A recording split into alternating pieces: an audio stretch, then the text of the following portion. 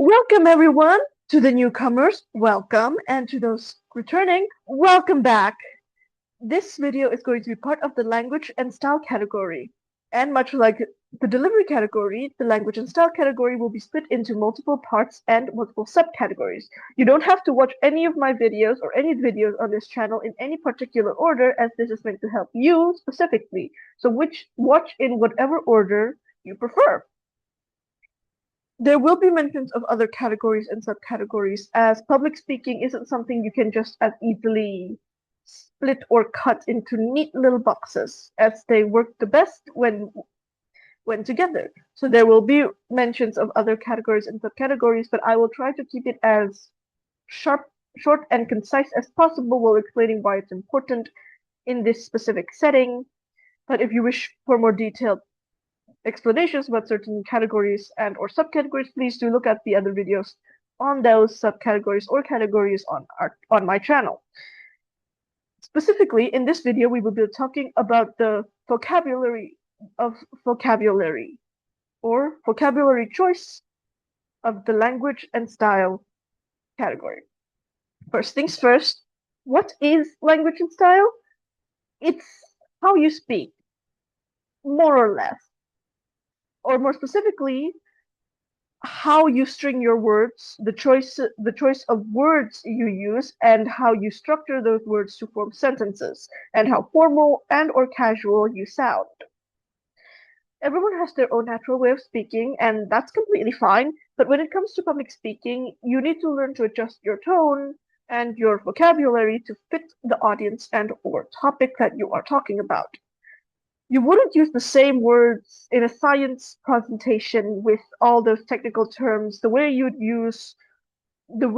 tell your friend, the same way you tell your friends a funny story, would you? It wouldn't work. Not at all.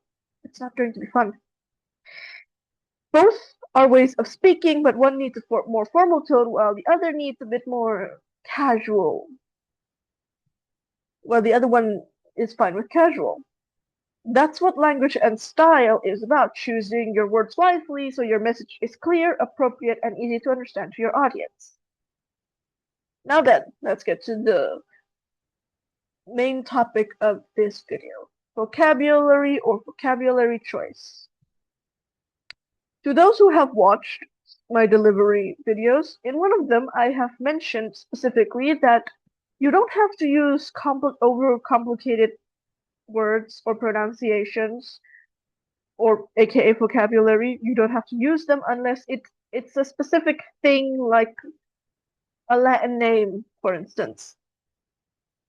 This is going to be where we go in depth into that part. Vocabulary choice is the choice of words you use to express, well, your words. Most words that you choose is fine being normal everyday words you'd use, as no matter what, you won't be able to replace them. They're not complicated, they're meant to be easy because you use it every day in nearly every single way possible that you can think of. Your vocabulary or your words are the bridge that helps bridge the gap between you and your audience. Of course, this is just one piece of a puzzle. If your words are too complicated, people can get lost. If you're too simple or vague, your message might lose its strength. You need to find a perfect balance in between those two. Now, I'm not saying you should never use simple words or some vague parts. That sooner or later there will be parts of a material or content that you may not understand, so the best way to explain it is being a bit vague. And even then, sometimes your audience, you yourself or your audience, or even those that have a higher understanding of that material than you may understand it, or they may not understand the topic completely. So sometimes being vague can't be avoided. Now, however, the problem is between speaking too simple or too complicated. That's usually the part where most people can get confused over. So let's break it down. First things first, why does this matter? Words have power. Have you ever heard of the saying, sticks and stones may break my bones, but words hurt your soul or your heart or your feelings? This applies here.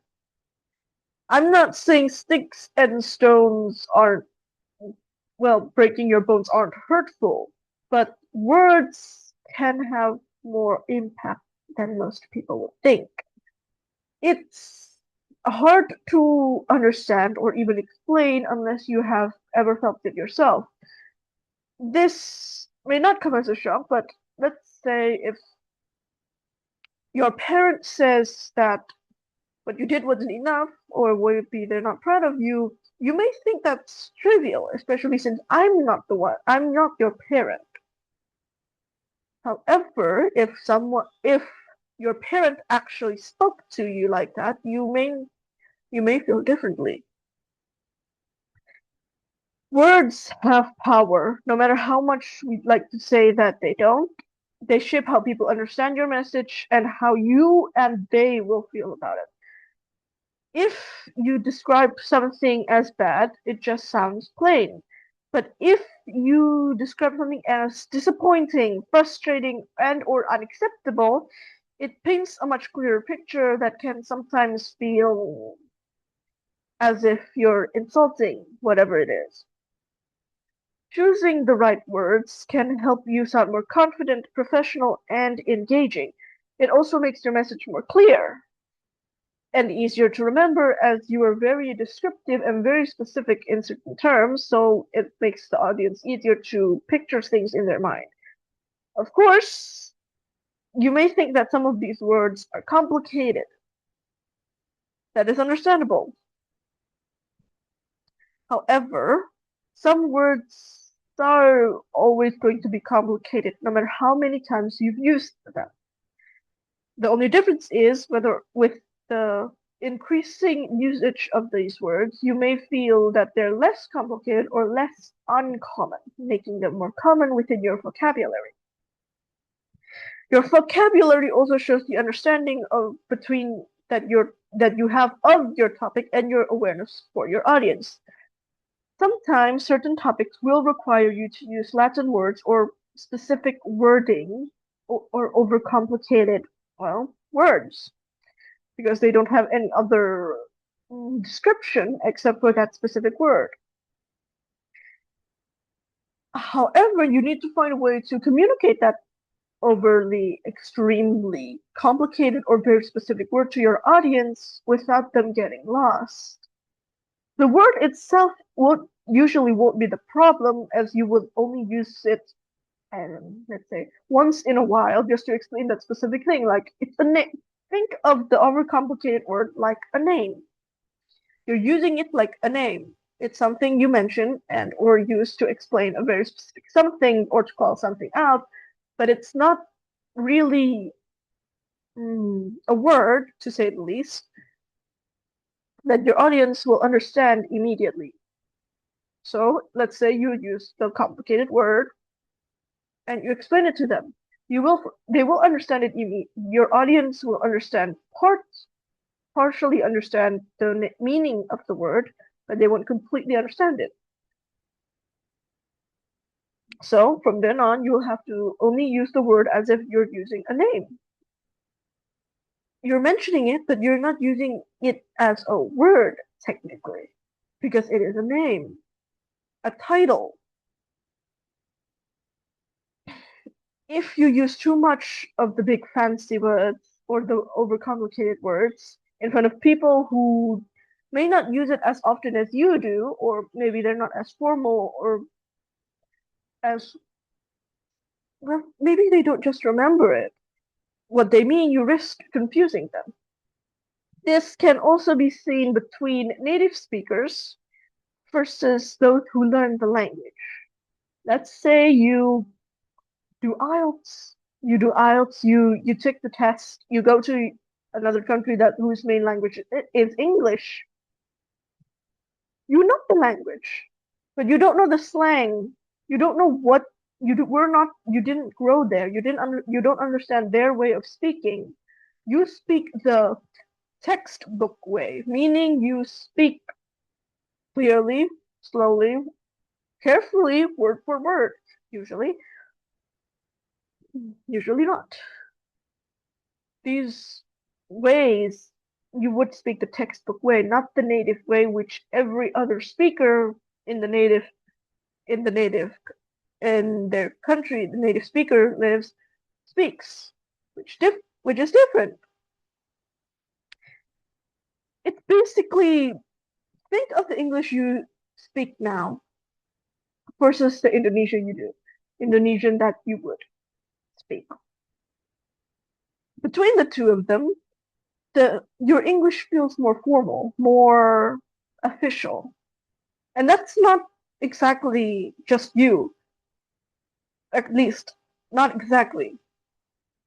Because the English language we learn for IELTS is technically Bahasa Baku Indonesia, or aka the most polite version of the language. Meanwhile, if we speak in Indonesia, we sometimes mix our more our languages from our forebears, like our ancestors, like Javanese or words from Madura, and so on and so forth, aka bahasa non baku, words that are technically part of the Indonesian vocabulary but aren't proper words, so to speak. This is why vocabulary is both important and also you need to understand where you stand there. So, technical terms, use them as names, and as for everything else, try to use words you'd use normally when you speak in English or in whatever language you use. Just be careful when you do use them, as some form of those words can be, well, polite or not. To do this, you would need to adjust your vocabulary to fit your audience. This is something that everyone usually will come across once upon a time, sooner or later. Some quick examples is in front of a formal audience like conferences, academic settings, giving a speech. You can and might use more precise and or technical words because, well, they understand you. And let's say instead of saying a big problem, you might say a significant challenge or a major issue. For a casual audience, instead of saying some things like implement a strategy, you say things like try making a plan or put this plan in action or put a method into action. For mixed audiences, you can use both, but you need to know when and how to use them interchangeably without either side being confused. Vocabulary is not to sound smart. It's not used to sound smart. Language is never meant to make you sound smart. It's meant to be able to make your audience understand you and connect with you. That's why languages exist. That's why things like lip reading or sign language exists to help us understand each other. It's not meant to make us sound smart. It's meant for understanding and connection. Choose your words with purpose, please, unless you're in a casual setting, but still, be careful with your words. Think them through. Every word should have a purpose, more or less, or a reason, unless you're in a casual setting, but even then, you need to think your words through. It also helps your audience understand your message better, and you might not be able to. It might not seem important, and it may not seem to help your audience or even you, but it helps getting things in order in a clear, straight way so that everyone can understand what you're talking about. First things first, be clear, don't overcomplicate it, aka the KISS method. Keep it simple, stupid. Keep it as simple as possible. And like I said before, complicated words or complicated vocabulary or namings or titles, use it as they are. Names and titles, don't use them every other sentence. Specific. Okay, so maybe being specific would need overcomplicating things, but it's basically things like, don't say like things or stuff. Be clear what you mean. Do you mean ideas, material, topic, or are you talking about something else? What is it? Don't say things, don't say stuff. Unless it is meant to be that vague, then yes, you can use things. Avoid filler words or technically bridging words in writing perspective, but it comes and goes. Words like basically, literally, like, unless again it is needed. Try to limit them. While they are technically bridging words or words that you use to bridge a lot of sentences together because they sound, well, they sound good with one another. Like I said, like I just said. Oh dear. Like is the most common way to use it, or you can, other than like, you can say, for example. But again, you like is usually the most simple form of, for example. Knowing your key terms. If your topic has a technical and or subject specific word, make sure you understand the word fully so you can explain it clearly if and when needed. Or actually, no, when needed, sorry. It's when needed. Sooner or later, your audience will usually ask, especially if you're explaining this to someone who doesn't understand the material or aren't part of a subject, the same subject you are. The only way to strengthen your vocabulary would be practicing. And much like most tips when it comes to vocabulary and, language and style, you're going to need to practice in front of an audience of some sort, whether it be your parents, your teachers, or your friends and family.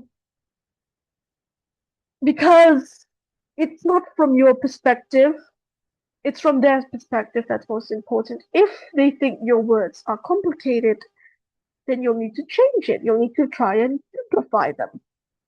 Maybe if you can even keep a word list, write down new and or useful words you hear often along with their meanings and how they can be used.